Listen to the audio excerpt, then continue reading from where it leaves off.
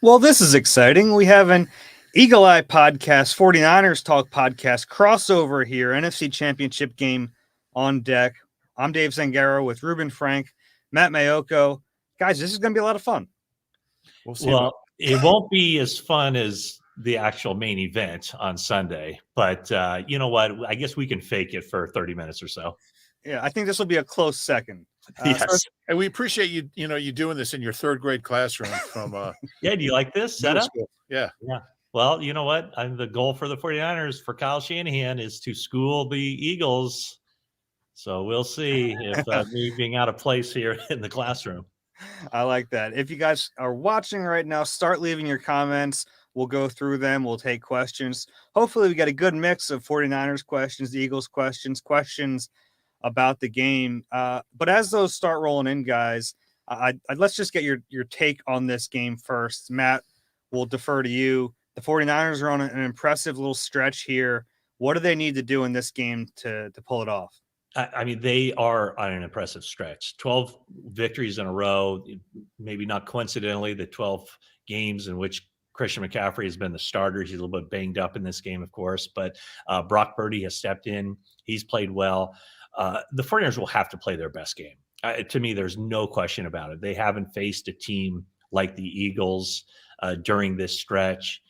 The 49ers, watching the 49ers, I feel like they have superstars and star quality at every level of their offense and defense. Well, the Eagles have that and maybe even a little bit more. It's really difficult to find a weakness in the Eagles, much as I'm sure the Eagles are looking at this and saying it's difficult to find a weakness with the 49ers. So I just see it as two really good teams playing very well. Eagles coming off an easy divisional round win. 49ers were tested. They were fatigued at the end of that game. They were drained. So it'll be interesting to see how they bounce back. But the thing I love about this is that it is the two best teams in the NFC without question facing each other for a trip to the Super Bowl. Yeah, I'm so excited for this game. Rube's tired of hearing me say it, but Rube, I'll throw it to you now. On the Eagles side of things, they win if what happens? I think they win if I think they win if Jalen is Jalen. If the Jalen we see for 60 minutes is the Jalen we saw the first few months of the season, getting the ball down the field, making plays with his legs. We don't know exactly what we'll see. He wasn't 100% against the Giants, but he didn't need to be. He threw the ball in the first quarter, and then basically they ran the rest of the game. That's not going to cut it against the 49ers. I don't think you can run against them anyway, as good as the Eagles' running game is. I think they're going to have to make plays in the air. They're going to have to get the ball down the field. Jalen is 24. Brock Purdy's 23. It's a fascinating matchup between young quarterbacks who've lost a combined one game this year in 20 starts. But yeah, to me, the team that doesn't turn the ball over, the team that protects the football, I think they're so evenly matched. Really, you go right down the line. Young quarterbacks, really impressive coaches, no clear weaknesses on either side of the football. Teams that are, just winning like every week. There's so many parallels here. I can't wait. All right, so we're starting to get some questions rolling in a little bit. We'll start with this first one from Adam's Exploits. It's a question for Rube, but Matt, I have a follow-up for you off of it. It says, Rube, how serious is Jalen Hurts' collarbone injury? Well, we know it's not really a collarbone. It's the SC joint and his shoulder, but how healthy is he going into this game? Yeah, it's hard to tell. He doesn't give us much. He's better than he was last week, and last week he was better than he was the week before.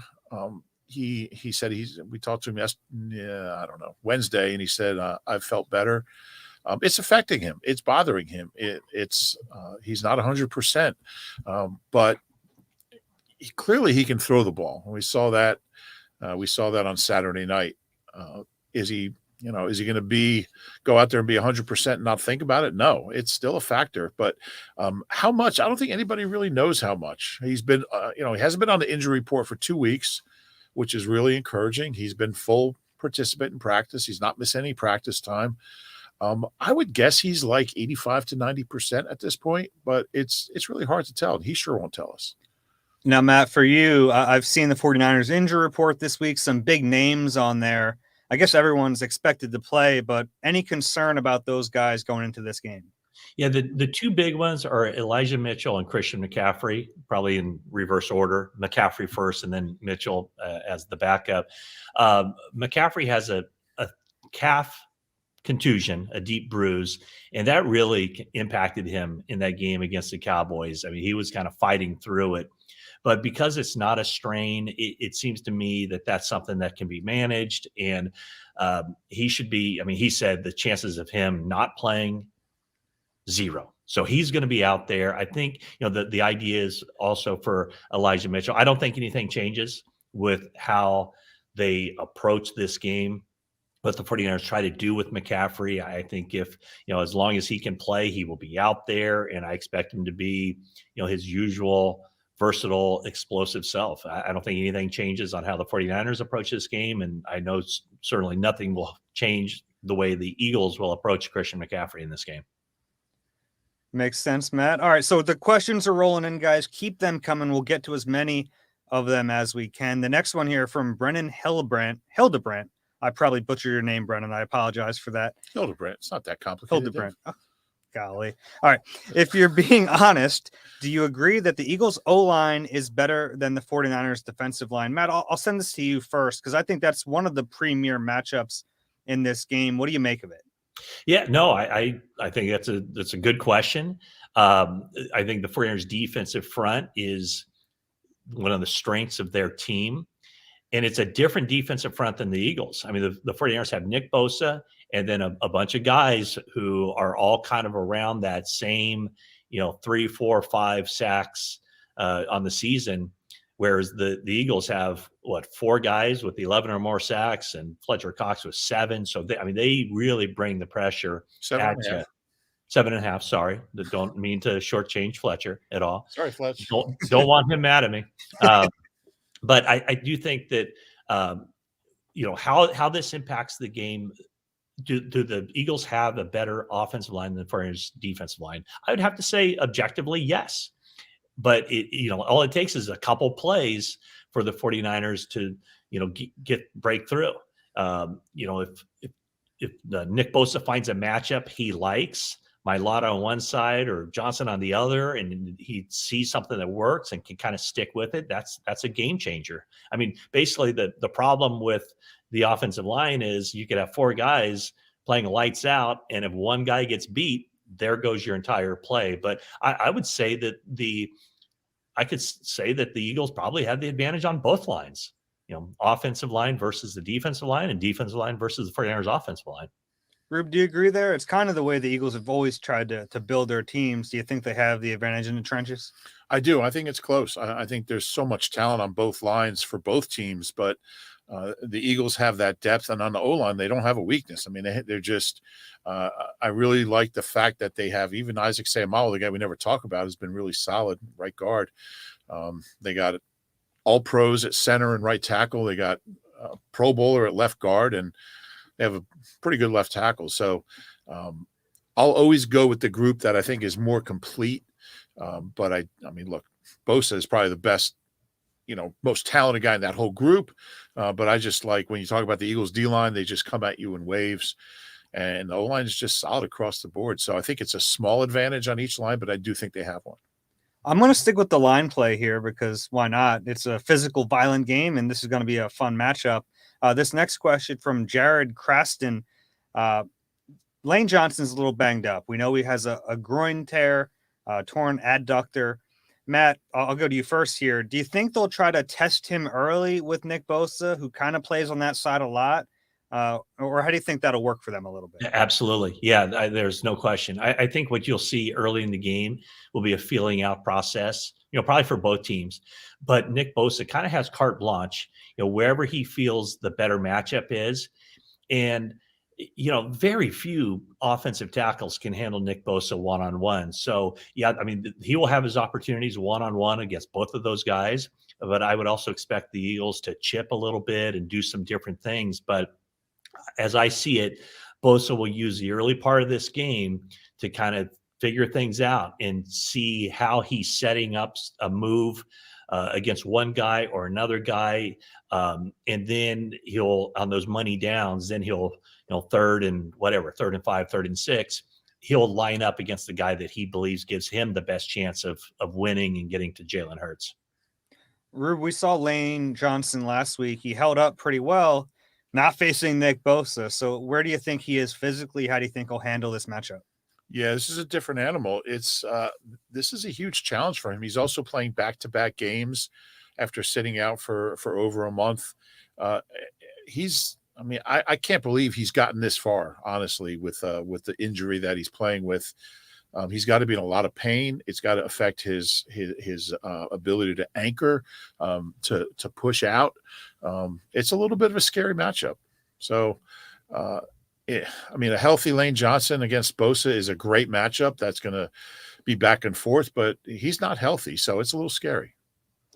It's fair. Yeah, I can't wait to watch the matchups here in the trenches. But then this next question here from Frank Pingator.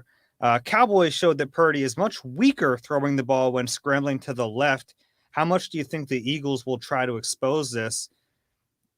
Matt, I'll go to you. Is that true? Well, I think all right-handed quarterbacks are weaker throwing, moving to their left. It's you're throwing against your body or across your body. But he does that okay. He's good at changing arm angles and getting the ball out. He's not going to be throwing those passes 25 yards down the field. Where I see there being a little bit of an advantage, and you guys can jump all over me for this one if you think I'm wrong, but I think it was difficult for him to escape the pass rush of Micah Parsons because Parsons is so quick.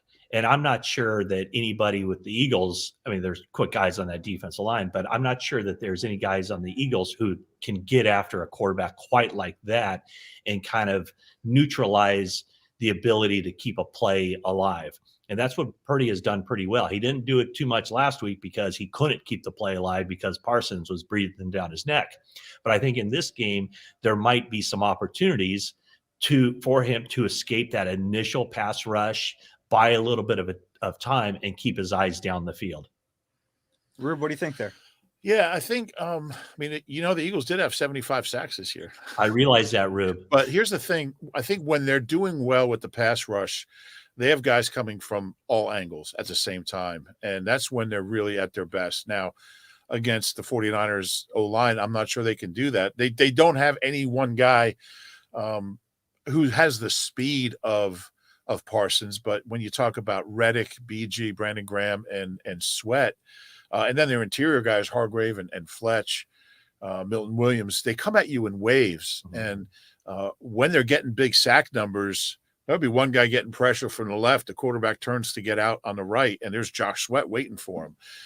And when they can do that, they can really control a game. But, he's shown such an ability, Purdy, that is, has shown such an ability to escape and not just get out of the sack, but make plays downfield as he's doing it. That's been really impressive. Yeah, and kind of to piggyback off that, I think there will be some pressure. He will see the pressure coming from his right side. So whoever lines up against Mike McGlinchey might have some opportunities to get some heat because McGlinchey is, kind of the wild card in this one for the 49ers. And then on the backside, they have watched enough film to know that he's going to spin around and roll left. And so they will be coached up. They will know what's coming. And that might be more of an issue is that when he spins out of that, because he sees the pressure in his face, when he spins out of that, there might be a guy, or as you mentioned, Rube, maybe two guys waiting for him. I like that you piggybacked that the question was submitted by Frank Pingator. Anyway, just saying. All right, next question here from Jenny Sue. Do you think the speed of the 49ers defense will cause problems for the Birds offense? Rube, I'll kick this one off for you here. Yeah, yes is the obvious answer there. They're so fast and so instinctive and so physical. You're not going to move the ball against them a whole lot, and that's why it's going to come down to, who makes some big plays. The one loose ball that maybe you get a turnover. I believe they haven't allowed a running back 80 yards. Is that right, Matt? They haven't allowed a running back or 70 yards this year. I think the kid in Tampa had the most yards against them. It was a game they were down. Tampa was down 30. So yeah, I mean, they're as fat. They tackle well. They're physical, but that speed, you're just not gonna like we're gonna see guys turn the corner like, oh, Eagles have a big play here, and then a linebacker is going to come out of nowhere and it's going to be a 2-yard gain. I mean, that's what they do. So yeah, it's going to be an issue. Yeah, and what I would say is that, it's funny because everybody here talks about, the 49ers can't defend mobile quarterbacks. And my answer to that is, what team can? It's very difficult to defend a quarterback, not only the read option element, but just when a play breaks down and, like Jalen Hurts, whether it's the quarterback driven run game or just him making a play when nobody's open. But I do think the 49ers have, their 49ers are set up better to limit the effectiveness of Jalen Hurts using his legs, because they do have Fred Warner, they do have Dre Greenlaw, they do have Azeez Al-Shaair in base situations. So those are 3 really good linebackers who can run very well. To me, though, to spin it the other way, is that where the 49ers defense has been vulnerable, it's to big plays down the field with the outside guys. And so, the 49ers will definitely pose issues to the Eagles with their defensive speed. But if the pass protection holds up for Jalen Hurts, he will have opportunities to get the ball down the field to Smith and to Brown, because the 49ers have shown a vulnerability to giving up big plays down the field. 11 pass plays of 40 yards or more, which I think is 3rd most in the league. Yeah. So they have been susceptible there. Matt, I'm glad you brought up Jalen Hurts' legs versus arm, because this next question from Kenzo Rome is: Jalen Hurts more likely to be successful with his arms or his leg? I guess arms. One arm, probably the right arm. Well, he's running. He's probably not going to switch off there, but his arm or his legs in this game. Matt, I'll start with you there. What do you think the 49ers are a little more susceptible to? That's a good question. I would say, I just think it's the second play that a team has to defend. I think D'Amico Ryans is going to have the 49ers schooled up. They're going to have a pretty good book on how they want to approach this game defensively. But as soon as a play breaks down, so I'm talking more the second reaction runs, not the designed runs. I think that's where things can get a little bit wonky, is when, the quarterback, the play isn't there. The defense has it, covered, but now they have to, and the field is spread out a little bit, and he has some running lanes. I think that's where Jalen Hurts could make some big plays, and more than likely those plays, would happen on 3rd down. That picks up a big 3rd down, a big 1st down. So I could see where that to me would be the area of concern is, you basically have to defend 2 plays, the one that was called in the huddle and defend that, and then the one after the play breaks down and now he's running. Yeah, I'm going to go his arm. I just think the best games Jalen Hurts has played this year, he hasn't run that much. There's been a couple he has, but I think he's really evolving, and I think maybe the injury has something to do with it, into a really, really effective pocket passer. And I just don't know. I don't know if he can turn a corner on those linebackers. By the way, all those linebackers play like D'Amico did. We had D'Amico here for 4 years, and it's so funny because every one of them is like another D'Amico. But I think if the Eagles are going to win, Jalen's going to have to be really, really effective throwing the ball down the field. No worry, Kenzo. We got you, man. We figured it out. We saw right through it. All right, next question here from Clayton Dyer. There's been a lot of talk about the fact that Purdy has yet to play in an environment like the Link. Will that be a real factor, or is it overblown? Matt, I'll send that to you. Well, he did play a Thursday night game when the 49ers clinched the division. He played a Thursday night game in Seattle, which is generally considered the loudest. I know Arrowhead is typically up there too, but the stadium up in Seattle is very loud, and so they did use a bunch of silent count and like silent cadence in that game. So before that game, Kyle Shanahan told him, like, this is going to get you ready for the playoffs. And I think he specifically said, if we have to go to Philadelphia, this will get you ready. And he seemed to handle that pretty well. So I don't that pretty well. Yeah. I don't think that part of it will be a huge issue, because he's played a lot of football, and he's played a lot of football in large stadiums, in the Big 12. So no, I don't see that as being a huge thing. I mean, will it be a factor? Yes, but I don't think it's like a game-changing type of thing. Rube, what do you think? You were in the building in 2017. Yeah, that was Case Keenum.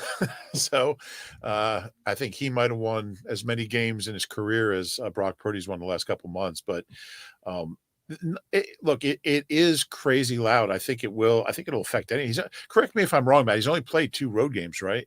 That is correct. And one of them was in Vegas, where there were actually more 49ers fans than Raiders fans. It's different. He hasn't been in an atmosphere like this. I mean, Seattle is crazy loud. I love that stadium in Seattle. It gets really loud in there. And I think he threw 2 touchdowns and no picks in that game. If he can handle it, it's more power to him. But it's a lot. I don't think it's gonna be a huge factor. I don't think he's gonna be back there unable to, handle the silent count and throwing up interceptions. But it could look. It just takes one play to, have a miscommunication and make a mistake. But it's not easy. I have trouble just, I get a headache just kind of doing my stand up before the game in there. Yeah, and I guess when you talk about the silent cadence, is that basically the defensive line is at no disadvantage. They almost kind of find out when the snap is being delivered the same time as the offense in a lot of ways. So that is an issue. I don't think it'll be an issue for Trent Williams at left tackle, but again, for Mike McGlinchey at right tackle, allowing the defensive end, whoever's lining up against him on any particular play, to allow that person a split second faster get off than he ordinarily would, that becomes a big deal. Penn Charter graduate, right? McGlinchey. That's right. All right. Next question here from Ron Schultz. How much of a worry are Eagles linebackers Kaiser White and TJ Edwards in pass coverage, with how much Kyle Shanahan likes to exploit the short crossing route in the middle of the field? Rube, send this to you first. Yeah, I think that's a concern. And look, they've both played well, and TJ's really improved as a cover linebacker. I mean, you think about where he was a couple of years ago, he's pretty good at it. And Kaiser, I think, has kind of played better over the last few weeks, but you have to be able to tackle these guys, because the whole essence of their offense is short passes and yards after the catch. And they're so elusive and so fast. They break tackles. You got to get numbers to the football. So it's not just Kaiser and TJ. I mean, they all have to tackle well. I think they tied with the Chiefs for most yards after the catch per completion. It's a concern. The middle of the field is a concern with, you throw Kittle in there. All those guys are just weapons across the middle, and it hasn't been a strength of the Eagles. I don't think they're bad at it, but certainly an area you expect the Niners to attack. Yeah, Matt, they seem to always matchup hunt when I see the 49ers play. Is that a fair assessment? 100%. And that's why the 49ers do all the shifts and motions, and they're trying to figure things out pre-snap with all that for Brock Purdy to make it easy for him, but it's also to dictate the matchups they want. And so I guarantee you, as soon as the 49ers won that game on Sunday, Kyle Shanahan, the evil genius, went to work, maybe in this classroom right here that I'm sitting in, and tried to figure out, how do you attack the Eagles? And I don't think it's not an easy thing at all with that defense, but wherever he sees a team being susceptible, he's going to go to it. And if it is the linebackers, which it very well might be, then he's going to try to isolate George Kittle on one of those guys. He's going to try to get Christian McCaffrey on those guys. That's where, if the 49ers stay in this game and have an opportunity to win it, and maybe even eventually, if they do win it, I think that'll be that's the formula for them, is to find that matchup that they can exploit in big situations on third downs, And Kyle Shanahan has been really good at that. And Eagles have not been a consistently great tackling team this year. They've been up and down. They had some downs where they just struggle with it. And that plays, I mean, obviously that plays into the 49ers' hands because Deebo Samuel does not go down easy. Brandon Ayuk's good run after the catch. George Kittle is a monster after catching the ball. That's one of the great things for Brock Purdy, coming to the 49ers is he's learned that all you have to do is throw like a 5-yard pass and then just sit back and watch it turn into a 45-yard touchdown. So that's the strength of the 49ers offense is Kyle Shanahan kind of creating plays to get playmakers in space, Purdy putting it on them in stride, and then those guys doing the rest. All right, next question here from Taryn H. And this is a pretty straightforward one. Who has the coaching advantage in this game, Sirianni or Shanahan? Matt, I'll start with you there. Yeah, I wish I had a better answer for you, but I really don't know Nick Sirianni. I don't know him at all. I think I maybe sat with him in a restaurant in this combine in Indianapolis about 7 or 8 years ago. When he was an assistant in the league, but I don't know that much about him. But I do know a lot about Kyle Shanahan. And I know that all the stuff that we talked about, him finding those matchups, him exploiting those matchups, him using formations, shifts, and motions, and seeing how a defense reacts to it, and then kind of stuffing it in his back pocket and then bringing it out later in the game when he feels he has something set up. And over the the second half of the season, there have been plays where on the sideline, they will go off script completely, go to a play that's not even in their game plan because he feels like, hey, that play we ran week 4 against, the Rams, this is the time to run that play because of what the defense is doing. So he's got a really good handle on his personnel. He's got a good handle on, the strengths and weaknesses of his team, but also he is really good about picking through the opposition and testing their defensive rules and exploiting the weaknesses of a defense. So all that said, I can't really say anything about Sirianni, but I can tell you that the 49ers will come into this game well prepared, and they will have done their homework, and they'll know how to attack the Eagles on Sunday. Rube, how about you? Coaching matchup there. I think it's a push. I think you have two really impressive young coaches that go to the playoffs every year. It might be better able to answer that at 6:30 on Sunday, but I couldn't pick one over the other. They're both terrific. It feels like we're talking about that a lot in this game. It's just so close. Yeah, and Dave, I would say this. I would say that in order for the 49ers to win this game, I think the coaching aspect really has to lean toward the 49ers. That would be my take, is it if it's kind of a level playing field and, there are no turnovers, both teams play a pretty clean game. I would think that the 49ers' best opportunity would be to find themselves in those favorable matchups that Kyle Shanahan has figured out. We want to thank everyone for sending their questions and comments. We'll see a few of them pop up here. But before we go, I just want to get a final thought from each of you on this game. Rube, I'll start with you.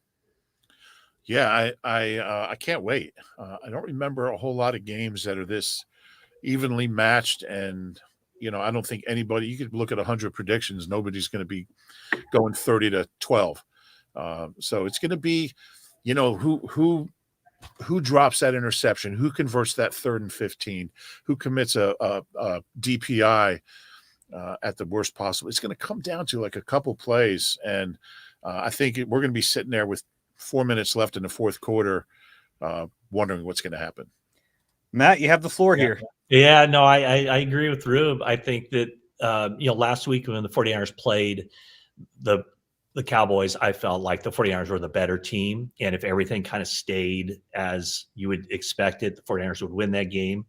I don't necessarily feel that way about this game, or I do, but I kind of feel more the other way, but with a closer margin. I think the Eagles, I'm really impressed by their roster, by everything.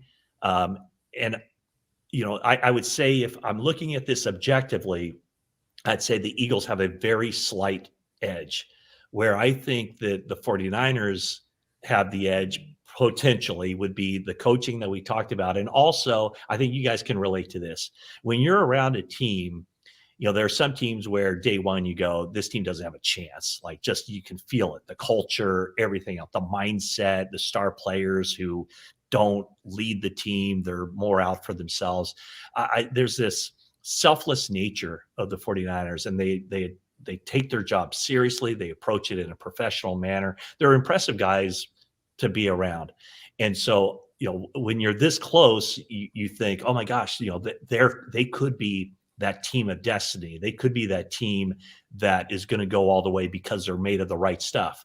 Having said that, I guarantee you guys are probably thinking the same thing about the Eagles, because you don't get to this point in the Final Four without that culture, without that mindset, without that work ethic that you guys and myself were lucky enough to see, more than the average fan. So all that said, I just can't wait. I just love the fact that it's these teams at this time playing for a trip to the Super Bowl. This has been fun, guys. Thank you, everyone, for your questions. If you enjoyed the 49ers Talk podcast, Eagle Eye podcast, please go ahead, subscribe, rate those podcasts wherever you get your pods, and enjoy the game on Sunday. This has been a lot of fun, and we know the game will be even better than this was. Maybe. Perhaps.